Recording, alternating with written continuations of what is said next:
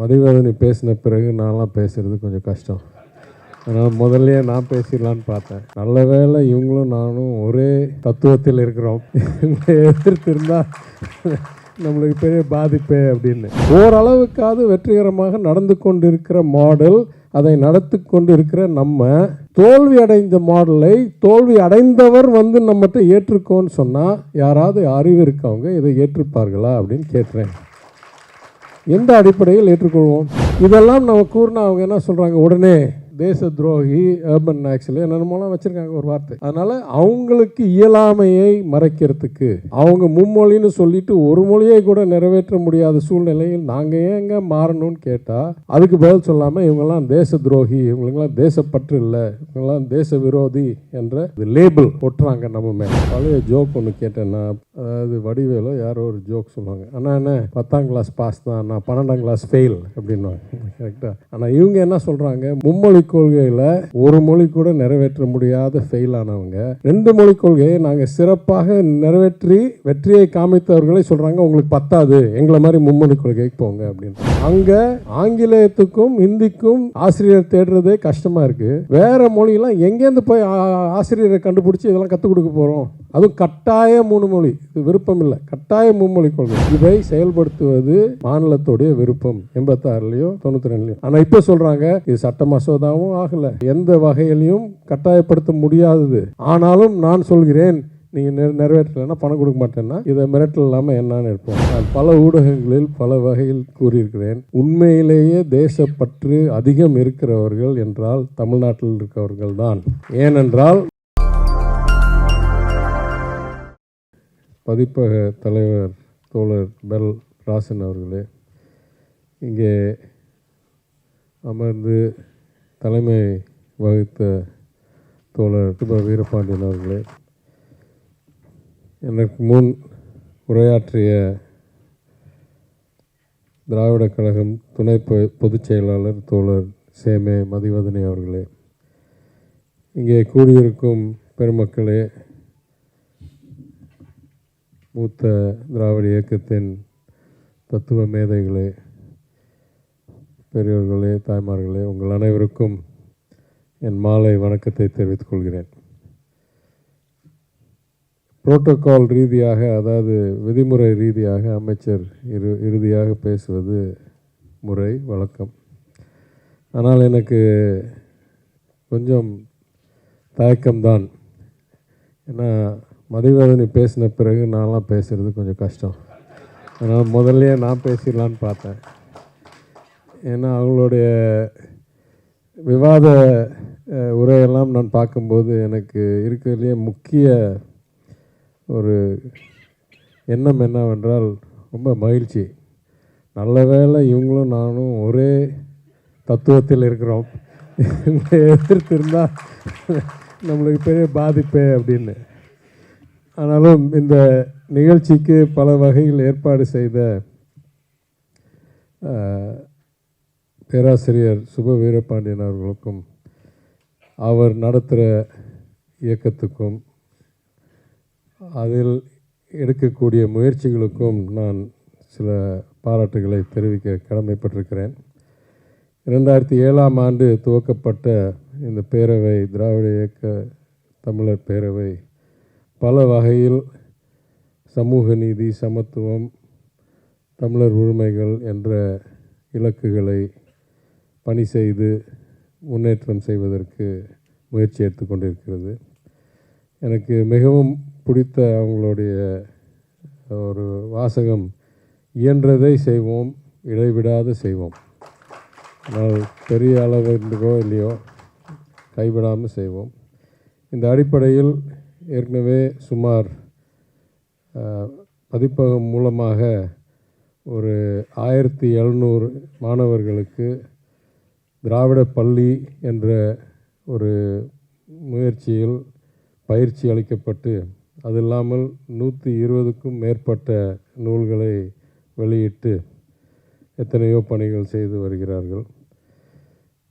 பேராசிரியர் அவர்கள் 50க்கும் மேற்பட்ட நூல்களை எழுதியுள்ள பேராசிரியர் 8 முறை போராட்டத்திற்கு சிறை சென்றுள்ளார். தமிழ்நாடு அரசின் பெரியார் விருது மற்றும் கலைமாமணி விருது உள்ளிட்ட பல விருதுகளை பெற்றுள்ளார். இன்றைக்கு தமிழ்நாடு அரசின் சமூக நீதி கண்காணிப்பு குழுவின் தலைவராக இருக்கிறார். இதற்கெல்லாம் நான் என் நன்றியையும் என் பாராட்டையும் தெரிவித்துக் கொள்கிறேன். இந்த நூலை பற்றி விரிவாக தோழர் மதிவதனி அவர்கள் பேசியிருக்கிறார். இதில் நான் வெறும் சில கருத்துக்களை மற்றும் கூற விரும்புகிறேன். இதில் முக்கியமான ஒரு உரை மதுரையில் ஏப்ரல் 9ஆம் தேதி மாண்பு முதலமைச்சர் அவர்கள் ஆற்றிய உரை, தமிழர்கள் மேல் மட்டும் அவருக்கு ஏன் இத்தனை வன்மம் என்ற அந்த உரை அனைவரும் படித்து அதில் பல கருத்துக்களை பெற்றுக்கொள்ளலாம் என்று நான் கருதுகிறேன். இந்த நூலுக்கு என் நண்பர்கள் மாநில திட்டக்குழு துணைத் தலைவர் பேராசிரியர் ஜெயரஞ்சனும் மூத்த பத்திரிகையாளர் திரு திருமாவேலனும் அணிந்துரை வழங்கியிருப்பதை நான் பாராட்டுகிறேன், மகிழ்ச்சியோடு தெரிவித்துக் கொள்கிறேன். இத்தகைய புத்தகங்கள் மிக முக்கியமான ஒரு பணி செய்ய வேண்டும். ஏனென்றால் நான் பல முறை இதை பற்றி கூறியிருக்கிறேன். நம் கலாச்சாரத்தில் வரலாற்றில் நம்முடைய செயல்களை, நம்மளுடைய வெற்றிகளை பதிவு செய்கிறது ரொம்ப குறைவாக தான் இருக்கிறது. எத்தனையோ உதாரணம் நான் கூறியிருக்கிறேன். என் குடும்பத்திலேயே பல செய்திகள் எனக்கு நான் அரசியலுக்கு வந்த பிறகு, நான் சட்டமன்ற உறுப்பினர் ஆன பிறகு, நான் அமைச்சரான பிறகு தான் எனக்கே தெரிய வருது. என் தந்தையோ என் தாத்தாவோ இதை பற்றிலாம் வீட்டில் பேசினதே கிடையாது. அதேபோல் இன்னும் பல வகையில் பார்த்தால், ஏன் இருக்கிறதுலே சிறப்பான உதாரணம், ஒவ்வொரு ஆண்டும் நம் கீழடியில் தோண்ட புது புது உண்மைகள் நம்மளுக்கு தெரிய வருது. 3500 BCயிலேயே இரும்பு கிடைத்ததை மாண்பு முதலமைச்சர் இப்போ பெரிய விழா நடத்தி வெளியிட்டிருக்கிறார் இந்த தகவலை.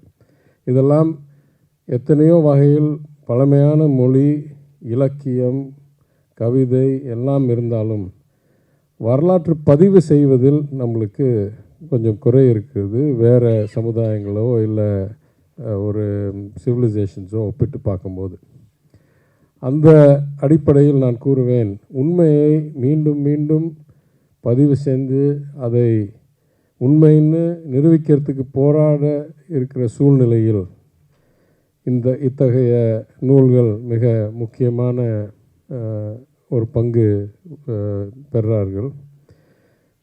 குறிப்பாக இன்றைக்கி பெரும்பான்மையான ஊடக நிருபர்கள் மற்றும் சேனல்ஸ், ரேடியோ எல்லாமே ஒரு அரசு சார்ந்த திசையை நோக்கி போகிறார்கள். உண்மையை வெளிப்படையாக பேசுவதற்கு பலர் அச்சமுள்ள சூழ்நிலை இருக்கிறது.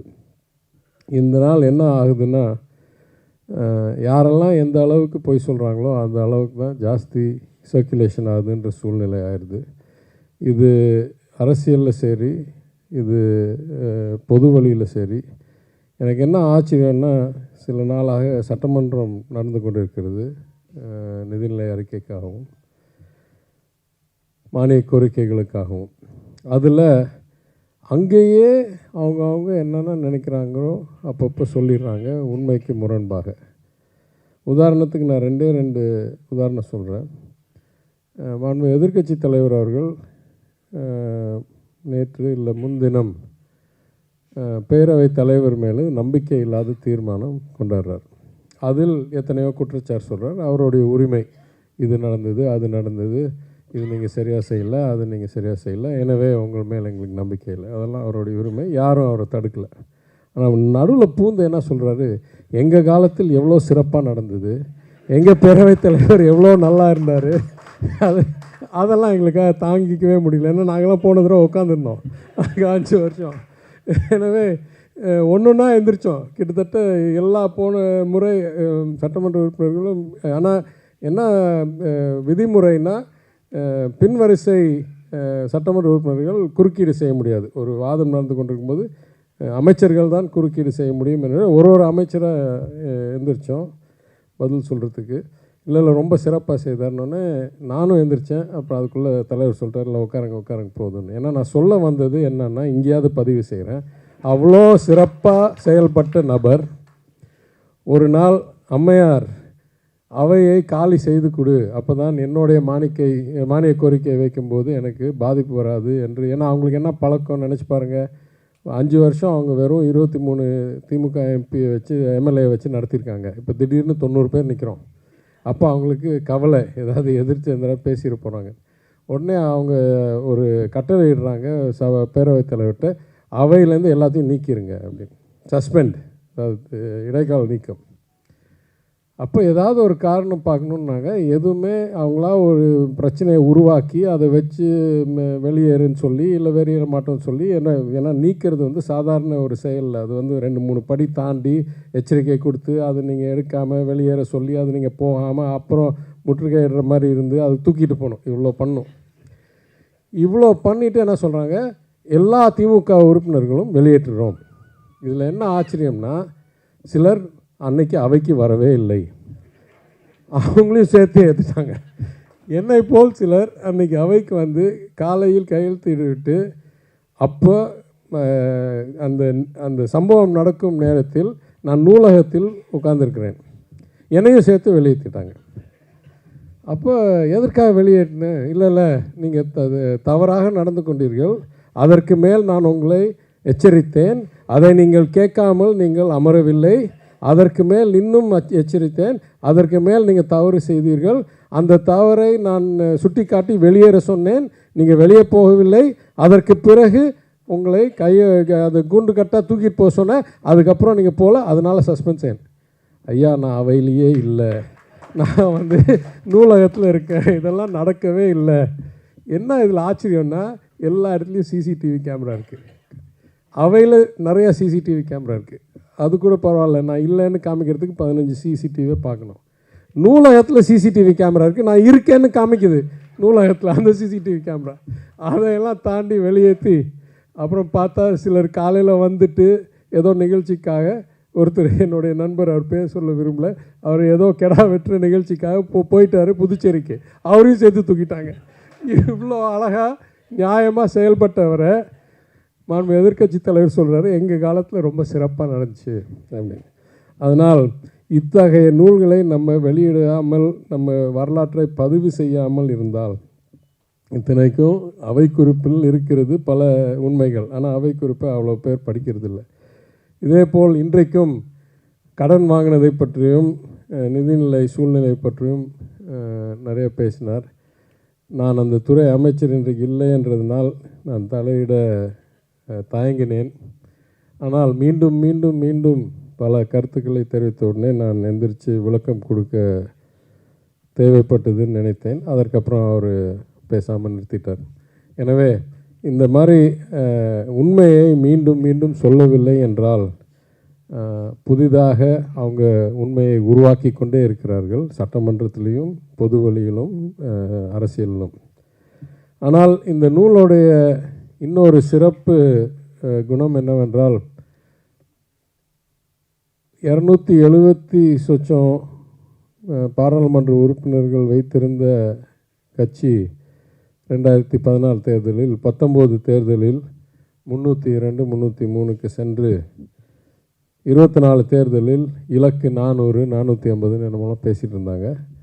அந்த சூழ்நிலையில் 302 240 ஆக்கி கூட்டணி இல்லாமல் ஆட்சி செய்ய முடியாத அளவுக்கு இந்த தேர்தல் நடந்து, அதில் முக்கிய பங்கு நம் மாநிலத்துக்கும் முதலமைச்சர் அவர்களுக்கும் இருக்குது என்றதை நிரூபிக்கிற ஒரு நூலாக இருக்கும் இது. இன்றைக்கு எல்லா வகையிலும் அவர்களுடைய வியூகங்கள், அவர்களுடைய திட்டங்கள் கொஞ்சம் கொஞ்சமாக அவங்களுடைய ஈடுபாடு குறைஞ்சிக்கிட்டே இருக்குது, ஈர்ப்பு குறைஞ்சிக்கிட்டே இருக்குது. இந்த சூழ்நிலையில் அவங்க ஏதாவது கொஞ்சம் சிந்திச்சு பண்ணியிருந்தாங்கன்னா, வெறும் 2000 கோடிக்கு இவ்வளோ பெரிய பிரச்சனையை கிளப்பி நாடளவில் இவங்களுக்கு பாதிப்பு வர்ற அளவுக்கு நம் முதலமைச்சர் தலைமையில் ஒரு மிக சக்தி வாய்ந்த ஒரு கூட்டணியை உருவாக்கி, அது கட்சி பாகுபாடு இல்லாமல் மாநிலம் எல்லாம் இணைத்து அவங்களுடைய திட்டங்களை எதிர்க்கும் சூழ்நிலைக்கு கொண்டாந்து விட்டார்கள். இதில் என்ன ஒரு ஆச்சரியம்னா, பழைய ஜோக் ஒன்று கேட்டேன். நான் வெளிநாட்டில் நிறைய நாள் படித்தேன், அதனால் நான் இங்கே இல்லை. ஆனால் திரும்பி வந்தபோது சட்டமன்றத்தில் நண்பர்கள் சிலர் ஏதோ கல்வித்துறை வரும்போது சொல்லுவாங்க, அதாவது வடிவேலோ யாரோ ஒரு ஜோக் சொல்லுவாங்க. ஆனால் என்ன, அவர் வந்து வெறும் 10ஆம் கிளாஸ் பாஸ் தான், நான் 12ஆம் கிளாஸ் ஃபெயில் அப்படின்வாங்க. கரெக்டாக.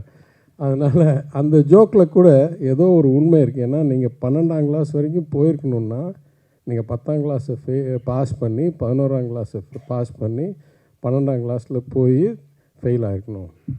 ஆனால் இவங்க என்ன சொல்கிறாங்க, மும்மொழி கொள்கைன்னு சொல்லிவிட்டு மும்மொழி கொள்கையில் ஒரு மொழி கூட நிறைவேற்ற முடியாத ஃபெயில் ஆனவங்க 2 மொழி கொள்கையை நாங்கள் சிறப்பாக நிறைவேற்றி வெற்றியை காமித்தவர்களே சொல்கிறாங்க, உங்களுக்கு பத்தாது, எங்களை மாதிரி மும்மொழி கொள்கைக்கு போங்க அப்படின்றாங்க. அப்போ நான் சிந்தித்தேன், சரி அப்போ என்ன அவங்க எதிர்பார்க்குறாங்கன்னா, மும்மொழி கொள்கையில் தோல்வி அடைகிறாங்கன்றத வெறும் தோல்வின்றதோடு நிறுத்திக்குவோம். அதை உறுத்தி பார்த்து நீங்கள் 3 மொழியும் கற்றுக்கல, நீங்கள் 2 மொழியும் கற்றுக்கல, நீங்கள் ஒரு மொழி கூட சரியாக கற்றுக் கொடுக்க முடியாத சூழ்நிலை இருக்கீங்கன்றது, எல்லா தோல்வியும் ஒரே தோல்வின்ற ஒரு பக்கெட்டில் போட்டு போயிடுவாங்கன்னு நினைக்கிறாங்க. நம்ம இதெல்லாம் வகுத்து பார்க்க மாட்டோம். எனவே நாட்டில் எந்த இடத்திலும் மும்மொழி கொள்கையை இதுவரைக்கும் ஒழுங்காக நடத்த இல்லை, நிரூபிக்க முடியவில்லை. இது இன்றைக்கு இல்லை, இது முதல்ல நம்ம ஞாபகம் வச்சுக்கணும். எதுவுமே nothing new under the sun அப்படின்வாங்க. குறிப்பாக இந்த அரசாங்கம் அது கொடூர செயல்கள், பண மதிப்பிழப்பு மாதிரி கொடூர செயல்கள் வேணால் முதல் செய்வாங்க. ஏன்னா வேறு யாரும் இவ்வளோ தவறான செயல் செய்ய மாட்டாங்க. ஆனால் பாக்கியெல்லாம் இந்த என்இபியெல்லாம் இது அவங்களுடைய புதிய கருத்து இல்லை. 1968 முதல் முறை தேசிய கல்விக் கொள்கை உருவாக்கப்பட்டு 1986 2வது முறை உருவாக்கப்பட்டு அது 1992 மாற்றப்பட்டு இப்போது 3வது புது கல்விக் கொள்கை 2020 வெளியிட்டிருக்காங்க. இதற்கு வெளியிடுறதுக்கு முன்னால் ஃபீட்பேக் கேட்டபோதே நம்ம எல்லாம் சொல்லிட்டோம், இதில் ரொம்ப தப்பு, இதெல்லாம் நிறைவேற்ற முடியாது. என்ன வித்தியாசம், 68லையும் 86லையும் 92லையும் மசோதாவாக கொண்டாந்து அந்த கல்விக் கொள்கையை சட்டமாக நிறைவேற்றினார்கள் பாராளுமன்றத்தில். இந்த முறை அது கொண்டாடவே இல்லை. அப்போனா இது வந்து ஒரு சஜஷன், ஒரு ஒரு என்ன சொல்கிறது, அறிவுரை, சட்டம் கூட கிடையாது. ஆனால் இதை வச்சுக்கிட்டு நான் பணம் கொடுக்க மாட்டேன்னா இதை நாங்கள் பாசிசமோ இல்லை நம்ம என்ன சொல்கிறது மிரட்டலோ இல்லாமல் என்ன சொல்லுவோம். ஆனால் அதுக்கு மேல் நான் சொல்கிறேன், 86 வந்த அந்த சட்ட மசோதாவை படித்து பார்த்தால் 86லேயே சொல்கிறாங்க 68 நம்ம மும்மொழி கொள்கைன்னு சொன்னோம், ஆனால் அது நிறைவேற்றவே முடியல. ஏன்னா மும்மொழி கொள்கை 68 எப்படி வந்ததுன்னு ஐயா ஜி விஸ்வநாதன் அவர்கள், விஐடி விஸ்வநாதன் அவர்கள் என்னை ஃபோனில் அழைத்து சொன்னார். நான் அன்றைக்கி பாராளுமன்ற உறுப்பினராக இருந்தேன். அந்த மசோதாவில் என்ன சொல்கிறாங்க, 68 மும்மொழி கொள்கைனா எங்கெல்லாம் ஹிந்தி பேசலையோ அங்கெல்லாம் 3 மொழி, தாய்மொழி, ஆங்கிலம், ஹிந்தி. எங்கெல்லாம் ஹிந்தி பேசுகிறாங்களோ அங்கெல்லாம் ஹிந்தி, ஆங்கிலம், ஒன் மாடர்ன் சதர்ன் லாங்குவேஜ், அதாவது சம்ஸ்கிருதம் வரக்கூடாதுன்றதுக்காக மாடர்ன் சதர்ன் லாங்குவேஜ். இதுதான் சட்டப்படி நிறைவேற்றிய 1968. அவரே என்று கூப்பிட்டு சொல்கிறார், தம்பி போய் பாருங்கள் இதெல்லாம். அதனால தான் இந்த ஆராய்ச்சிலாம் ஆரம்பிக்கிறேன். ஆனால் 86 என்ன சொல்கிறாங்க, அதை நிறைவேற்றவே முடியவில்லை. ஏன் நிறைவேற்ற முடியவில்லை என்றால், அங்கே ஆங்கிலேயத்துக்கும் ஹிந்திக்கும் ஆசிரியர் தேடுறதே கஷ்டமாக இருக்குது. வேறு மொழியெல்லாம் எங்கேருந்து போய் ஆசிரியரை கண்டுபிடிச்சி இதெல்லாம் கற்றுக் கொடுக்க போகிறோம்? அதுவும் கட்டாய 3 மொழி, இது விருப்பம் இல்லை, கட்டாய மும்மொழி கொள்கை. அதனால் 86லே சொல்கிறாங்க இதெல்லாம் சாத்தியமானு நம்மளுக்கு தெரியாது, நம்ம ஏதோ அறிவுரையாக இங்கேருந்து சொல்கிறோம். ஆனால் முடிவெடுக்கிறது மாநிலங்கள் யார் செயல்படுத்தணுமோ அவங்க முடிவெடுக்கட்டும். ஏன்னா அவங்க தான் ஆசிரியரை கண்டுபிடிக்கணும், அவங்க தான் பயிற்சி கொடுக்கணும், அவங்க தான் நிதி ஒதுக்கணும், அவங்க தான் வகுப்பறை உருவாக்கணும். அதனால் இதை டெல்லியில் உட்காந்துட்டு செய்ய முடியாது. என்ன முக்கியம், 68 கல்வி வந்து வெறும் மாநில பட்டியல் மட்டும் இருந்தது. 86க்குள்ளே எமர்ஜென்சியில் கன்கரண்ட் லிஸ்ட்டுக்கு மாற்றிட்டாங்க. கன்கரண்ட் லிஸ்ட்டுக்கு மாற்றின பிறகு சொல்கிறாங்க இதை செயல்படுத்துவது மாநிலத்துடைய விருப்பம். 86லேயும் 92லேயும். ஆனால் இப்போ சொல்கிறாங்க இது சட்ட மசோதாவும் ஆகலை, இது வந்து எந்த வகையிலையும் கட்டாயப்படுத்த முடியாதது. அப்ரோப்ரியேஷன் பில்லுன்னு சொல்லுவோம். ஃபைனான்ஸ் பட்ஜெட் முடிஞ்சோடனே அப்ரோப்ரியேஷன் பில்லில் இந்த நிதி ஒதுக்கிறதுக்கு இது ப்ரீ கண்டிஷன்னு எங்கேயுமே இல்லை. ஆனாலும் நான் சொல்கிறேன், நீங்கள் நிறைவேற்றலைன்னா பணம் கொடுக்க மாட்டேன்னா இதை மிரட்டல் இல்லாமல் என்னான்னு இருப்போம். இந்த கல்விக் கொள்கையில் எத்தனையோ குறைபாடு இருக்குது. அது பல இடங்களில் பலர் பேசியிருக்கிறார்கள். ஆனால் நான் குறிப்பாக சொல்ல வேண்டியது, குலக்கல்வி இல்லை, அதாவது வொகேஷ்னல் ட்ரைனிங்கை ஏர்லி ஏஜ்லேயே உருவாக்கி எவ்வளோ சீக்கிரம் வேணுமோ அவங்க 10ஆம் கிளாஸ் வரைக்கும்லாம் படிக்க தேவையில்லை, அவங்க திசை திருப்பி போயிடலாம் என்ற கொள்கையும், இதோடைய இலக்கு 50% higher education GER gross enrolment ratio. ஏற்கனவே நம்ம அதை அடைஞ்சிட்டோம். இவங்க சொல்கிறாங்க இன்னும் 30 வருஷத்தில் அடைய போகிறாங்களாம் இந்த இலக்கு. ஆனால் அந்த இலக்கு நம்ம சொல்கிறது ஆக்சுவலாக காலேஜுக்கு போகிற 50%. அவங்க சொல்கிறாங்க கைத்தொழிலுக்கு போகிறவர்களை கூட அந்த 50%த்தில் சேர்த்தலாம், அதுதான் இலக்கு 30 வருஷம் கழிச்சு. அப்போ யார் இருக்கிறத விட்டுட்டு இதுக்கு போவாங்க? அதனால தான் நான் மதுரையில் கேட்டேன், ஒரு வெற்றிகரமாக நடந்துக்கணும். இதெல்லாம் இருக்கிறதுலையே வேர்ல்ட்ஸ் பெஸ்ட்டுன்னு சொல்ல, இது சிறப்பிக்க முடியாதுன்னு சொல்ல, கோவிட் வந்ததுனால இன்னும் பாதிப்பு இருக்குன்னு எல்லாம் ஏற்றுக்கிறேன். ஆனால் ஒப்பிட்டு பார்க்கும்போது ஓரளவுக்காவது வெற்றிகரமாக நடந்து கொண்டிருக்கிற மாடல், அதை நடத்தி கொண்டு இருக்கிற நம்ம தோல்வி அடைந்த மாடலை தோல்வி அடைந்தவர் வந்து நம்மகிட்ட ஏற்றுக்கோன்னு சொன்னால் யாராவது அறிவு இருக்கவங்க இதை ஏற்றுப்பார்களா அப்படின்னு கேட்குறேன். எந்த அடிப்படையில் ஏற்றுக்கொள்வோம்? இதெல்லாம் நம்ம கூறினா அவங்க என்ன சொல்கிறாங்க, உடனே தோழர் சொன்ன மாதிரி பாசிசத்தோடைய முதல் இலக்கு கிரியேட் ஃபால்ஸ் எனிமீஸ் கிடையாது, கிரியேட் இமேஜினரி எனிமீஸ், அதாவது இல்லாத ஒரு எனிமியை உருவாக்கு அப்படின்னு. அதனால் உடனே நம்ம தேச துரோகி, அர்பன் நாக்ஸில் என்னென்னமோலாம் வச்சுருக்காங்க ஒரு வார்த்தை. அதனால் அவங்களுக்கு இயலாமையை மறைக்கிறதுக்கு அவங்க மும்மொழின்னு சொல்லிவிட்டு ஒரு மொழியை கூட நிறைவேற்ற முடியாத சூழ்நிலையில் நாங்கள் ஏங்க மாறணும்னு கேட்டால் அதுக்கு பதில் சொல்லாமல் இவங்கெல்லாம் தேச துரோகி, இவங்களுக்கெல்லாம் தேசப்பற்று இல்லை, இவங்கெல்லாம் தேச விரோதி என்ற என்ன சொல்கிறது லேபிள் ஒட்டுறாங்க நம்ம மேலே. ஆனால் நான் பல ஊடகங்களில் பல வகையில் கூறியிருக்கிறேன், உண்மையிலேயே தேசப்பற்று அதிகம் இருக்கிறவர்கள் என்றால் தமிழ்நாட்டில் இருக்கிறவர்கள் தான். ஏனென்றால் முதலில் அதிக நிதியை தேச அரசாங்கம், ஒன்றிய அரசாங்கம் நடத்துறதுக்கு கொடுக்கறது நம்ம தான். நம்ம டேக்ஸ் ரெவன்யூ இல்லைன்னா அவங்க டிஃபென்ஸையும் நடத்த முடியாது, அவங்க பாக்கி மாநிலத்துக்கும் அள்ளி கொடுக்க முடியாது, அவங்களுடைய துறையும் நடத்த முடியாது, எதுவும் பண்ண முடியாது. அந்த அடிப்படையில் பார்த்தா உண்மையிலேயே நம்ம தான் முதல் தேசப்பற்றுள்ள மாநிலங்களில் இடம் பெற வேணும். அதற்கு மேல் நான் கூறுகிறேன், இன்றைக்கு அவங்களுடைய பல வகையில் அடைந்த தோல்வியை மறைப்பதற்காக நம்மளை ஒரு இமேஜினரி எனிமி, கனவு எதிரியாக உருவாக்கி இந்த செயல்களெல்லாம் செய்கிறார்களே தவிர அவர்களால் உண்மையிலேயே நாட்டின் முன்னேற்றத்துக்கு எதில் கவனம் செலுத்தணும் என்று கேட்டால், எங்கெல்லாம் படிப்பு குறைவாக இருக்கோ, எங்கெல்லாம் பொருளாதாரம் குறைவாக இருக்கோ, அங்கே தான் கோடிக்கணக்கான இளைஞர்கள் இருக்கிறார்கள். நான் தெளிவாக கூறுகிறேன், தமிழ்நாடுடைய எதிர்காலம் 100 ஆண்டுக்கு மேல் சமூக நீதி, அனைவருக்கும் உள்ளடக்கம், பெண்களுக்கு உரிமை, கட்டாய கல்வி, இரட்டை மொழிக் கொள்கை, எத்தனையோ காரணங்களுக்காக தமிழ்நாடுடைய எதிர்காலம் ஒளிமயமாகவே இருக்கும். அது இந்த கட்சி வரலாம், அந்த கட்சி வரலாம், நான் சொல்லுவேன் அவங்களோட நம்ம சிறப்பாக செய்கிறோம். ஆனால் உண்மை நம்மளுடைய கலாச்சாரமும், நம்மளுடைய மண்ணும், நம்மளுடைய மக்களும், நம்மளுடைய திராவிட இயக்க வரலாறும் 100 ஆண்டுக்கு மேல். அவங்க உதவி செஞ்சாங்கன்னா இன்னும் சிறப்பாக வளருவோம். அவங்க எதிர்த்தாங்கன்னா ஓரளவுக்கு நம்மளை கண்ட்ரோல் பண்ண முடியும். ஆனால் இந்த நாட்டோடைய எதிர்காலத்தில் நம்ம வெறும் 6% அடியில் இருக்கிற மக்களுடைய வளர்ச்சியை வச்சு இந்த நாடுடைய எதிர்காலம் மாறப்போவதில்லை. Mathematically we are less than 6%. எனக்கு இன்னும் 50% என்னுடைய பெர் கேபிட்டல் இன்கம் இன்க்ரீஸ் ஆனாலும் நேஷ்னல் ஆவரேஜ் அவ்வளோ மாறாது.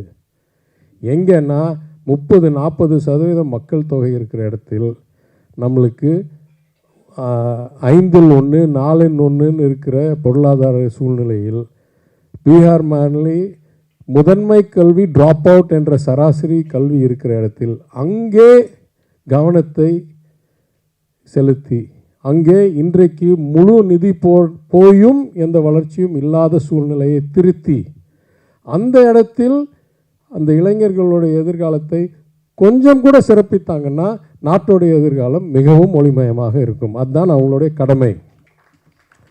அதை செய்ய முடியாதவர்கள் ஏற்கனவே வளர்ந்தவர்களை கீழே இழுத்தால் இந்த ஒப்பிட்டு பார்க்குற சூழ்நிலை மாறுமோ என்ற அடிப்படையில் ஒரே ஒரு புள்ளி விவரம் கேட்குறேன். இரட்டை மொழியில் வெற்றி பெற்றவர்கள் ஒரு மொழியில் தோல்வி அடைந்தவர்களிடம் ஏன் பாடம் எடுக்கணும்? இன்னைக்கு ஹிந்தி இப்போ ஃபெயில் ரேட் என்ன இருக்குது யூபியில்? எனவே தெளிவாக இன்னும் கூறணும் என்றால் நம் நடக்கும் பாதை, நம் முதலமைச்சர் காட்டும் வழி நம்மளை இன்னும் முன்னேற்றத்திற்காக வேகமாக செல்லும் எத்தனையோ இலக்கு வச்சு $1 trillion பல வகையில் இலக்கு வைத்து நம்மளை இழுத்து கொண்டு போகிறார். இவர்களுடைய எண்ணம் திரும்பி பழைய சமூக நீதி இல்லாத, வளர்ச்சி இல்லாத, கல்வி அனைவருக்கும் கிடைக்காத சூழ்நிலையில் செல்லும் ஒரு திட்டமாக தான் இருக்கிறது. மக்கள் இதை ஓரளவுக்கு நாடளவும் அறிந்து கொண்டார்கள் என்று தான் நான் கூறுவேன். அதாவது 300லேருந்து 240 வந்தது ஒரு சின்ன உதாரணம். இன்றைக்கி பல வகையில் எனக்கு வரும் செய்திகள், தகவல்கள், நான் செய்யும் ஆராய்ச்சிகள் ஓரளவுக்கு நாட்டிலையும் தெரிய வந்துருச்சு. இந்த கனவை காட்டி எதிரியை காட்டி 10 வருஷம் ஓட்டிட்டாங்க, இவங்களுக்கு இனிமேல் என்றைக்குமே தேர மாட்டாங்க, எதுக்குமே நம்மளுக்கு நன்மை வராது என்ற அளவுக்கு எல்லா இடத்துலையும் தெரிய வந்துருச்சு என்று நான் நினைக்கிறேன். என் தாத்தா அவர்கள் நீதி கட்சி கிட்டத்தட்ட மறைந்த பிறகு பேரறிஞர் அண்ணா 1968 கொஞ்சம் தாமதமாக நீதி கட்சியுடைய பொன் விழாவை நடத்தும்போது உரையாற்றின நேரத்தில் இறுதியாக அவர் கூறினார், அந்த நேரம் நீதி கட்சி இருக்கா இல்லையான்னு கூட தெரியாது, திராவிட முன்னேற்ற கழகம் ஆட்சி வச்சிருச்சு, ஆனால் நீதி கட்சின்றது இல்லைன்ற சூழ்நிலை. அப்போ அவர் கூறுகிறார், மக்கள் பிறக்கலாம் இறக்கலாம், கட்சிகள் தோன்றலாம் மறையலாம், வல்லரசுகள் எழுச்சி பெறலாம் வீழ்ச்சி அடையலாம், ஒரு அமைப்பு என்ற முறையில் நீதி கட்சி மறையலாம், ஆனால் கட்சி எந்த கொள்கையின் அடிப்படையில் தோன்றியதோ அந்த கொள்கை என்றும் நிலைத்து நிற்கும் அப்படின்னு கூறுகிறார்.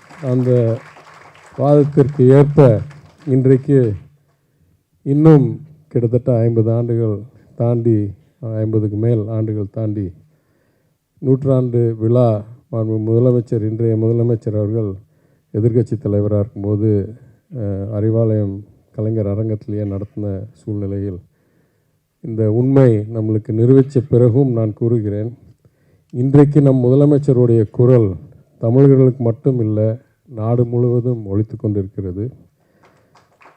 பிரெஞ்சு ஆசிரியர் மற்றும் தத்துவ மேதை விக்டர் ஹியூகோ ஒரு கருத்து சொன்னார், no power on earth can stop an idea whose time has come அப்படின்னார். ஒரு கருத்தோடைய, ஒரு தத்துவத்தோடைய நேரம், சரியான நேரம் வந்தவுடன் அதை யாராலையும் தடுக்க முடியாது என்று சொன்னார். அந்த அடிப்படையில் சொல்கிறேன், இன்றைக்கு நம் முதலமைச்சர் சொல்லும் வாதங்கள், நியாயங்கள் தமிழ்நாட்டில் மட்டும் இல்லை, நாடு அளவிலும் பின்பற்றப்பட்டு நாட்டுக்கே ஒரு நல்ல எதிர்காலம் வரும் சூழ்நிலை இருக்குது என்று கூறி, தலைவர் சொல்லும் போல் தமிழ்நாடு போராடும், தமிழ்நாடு வெல்லும் என்று கூறி இந்த வாய்ப்புக்கு நன்றி கூறி நான் விடைபெறுகிறேன். வணக்கம்.